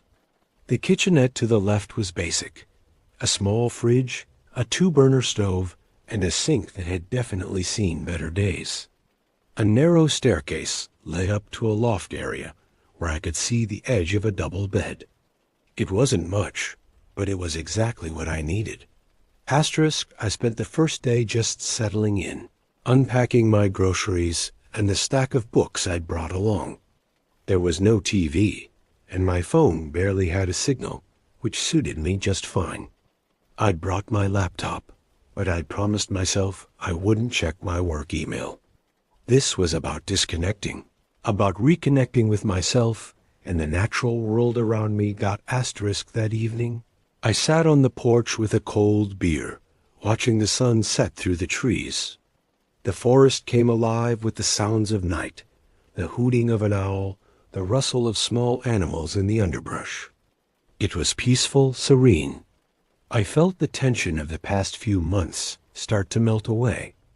Asterisk, the next morning, I woke early, the sunlight streaming through the small windows of the loft.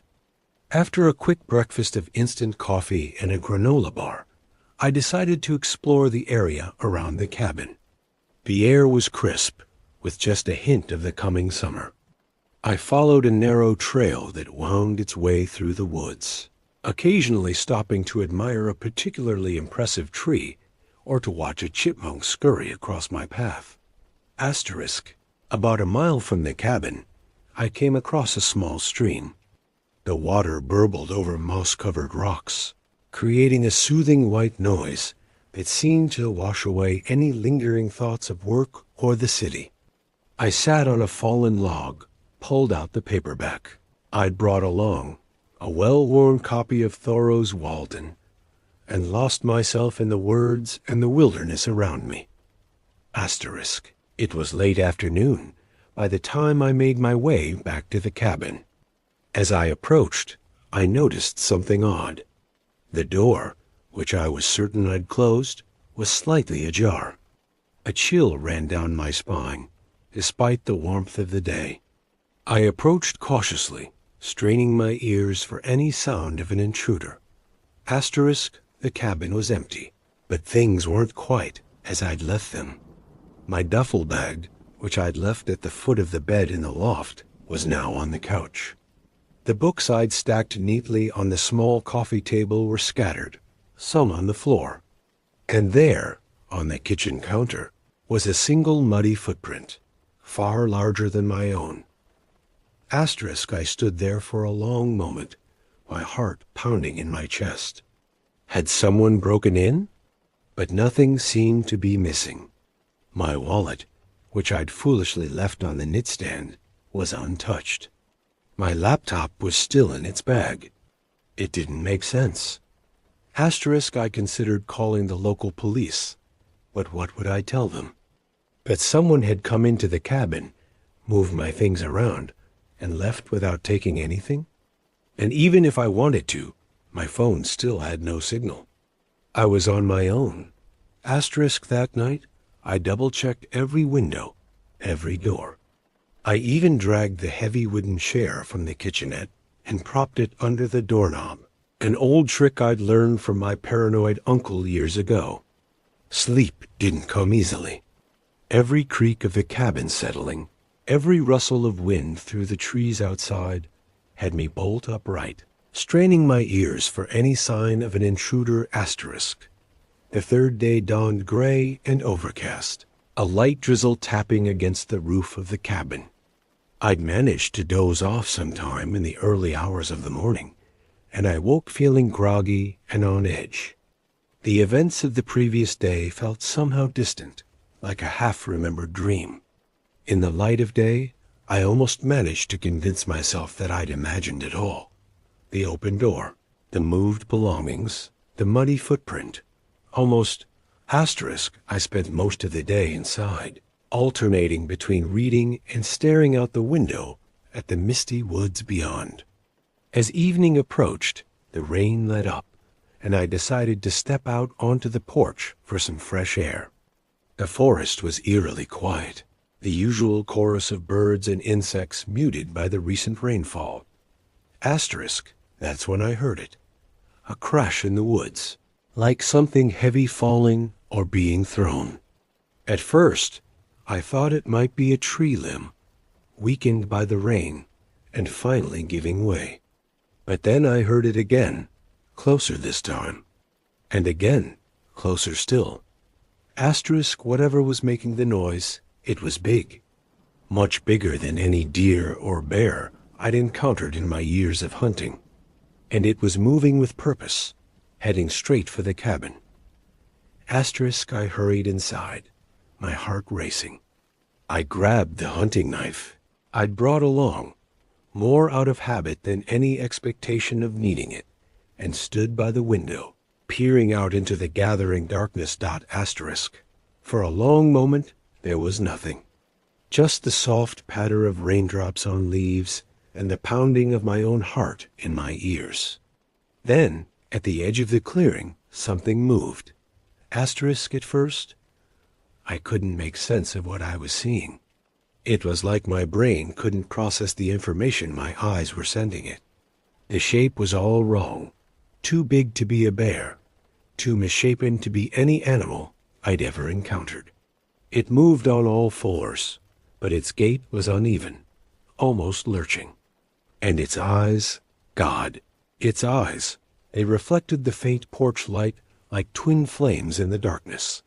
Asterisk, I stood there, frozen, as the thing made its way across the clearing toward the cabin. It moved slowly, almost cautiously, its massive head swinging from side to side as if scenting the air. As it got closer, I could make out more details, each one more horrifying than the last. Asterisk, its body was covered in a thick, matted fur, but patches were missing, revealing skin that looked ... wrong. Too smooth in some places, ridged and scarred in others. Its front limbs ended in massive, curved claws that dug into the soft earth with each step. But it was the face that truly chilled me to my core. It was like someone had tried to create a bear from description alone and gotten everything subtly, terrifyingly wrong. The snout was too long, the teeth too numerous and sharp, and those eyes, they held an intelligence that no animal should possess. Asterisk, the creature stopped about 20 feet from the cabin, its head raised, staring directly at me through the window. I don't know how long we stood there, locked in that moment. It could have been seconds or hours. Then, slowly, deliberately, it opened its mouth. What came out wasn't a roar or a growl. It was a sound I'd never heard before, and hoped never to hear again. A low, guttural noise that seemed to vibrate in my very bones. Asterisk, and then, as suddenly as it had appeared, it turned and lumbered back into the woods, leaving nothing but massive, misshapen footprints in the muddy ground. Asterisk, I didn't sleep that night. I sat in the old armchair, my hunting knife in one hand, a flashlight in the other, jumping at every sound. As the first light of dawn began to filter through the trees, I made a decision. I was leaving. Whatever that thing was, whatever was happening in these woods, I wanted no part of it. Asterisk, I threw my belongings haphazardly into my duffel bag, not bothering to fold anything. As I was loading up my car, I noticed something that made my blood run cold. There, in the mud by the porch steps, was a single footprint. It matched the ones I'd seen the creature leave the night before. But this one was facing the cabin, not away from it. The thing had come right up to the porch while I was inside. I got in my car and drove, not even bothering to lock up the cabin behind me. As I sped down the gravel road leading back to civilization, I couldn't shake the feeling that I was being watched, that somewhere in those dark woods, That thing was following my progress. Those unnatural eyes tracking my escape. Asterisk. I've never told anyone the full story of what happened in those woods outside Sault Ste. Marie. Who would believe me? Sometimes, late at night, I managed to convince myself that it was all a dream, a hallucination brought on by stress and isolation. But then I'll catch a glimpse of something moving just at the edge of my vision, or I'll wake up in a cold sweat, the echo of that unearthly sound ringing in my ears. Asterisk, I don't go camping anymore. I've turned down every invitation to cabins or hiking trips. I tell people I've developed allergies or that I'm too busy with work. The truth is, I'm afraid. Afraid that if I go back to the woods, I'll see that thing again. And afraid that this time, it won't just watch from a distance. Asterisk sometimes, when the wind blows just right and carries with it the scent of pine and damp earth, I find myself wondering, is it still out there in those Michigan woods? Is it waiting? And if it is, what exactly is it waiting for?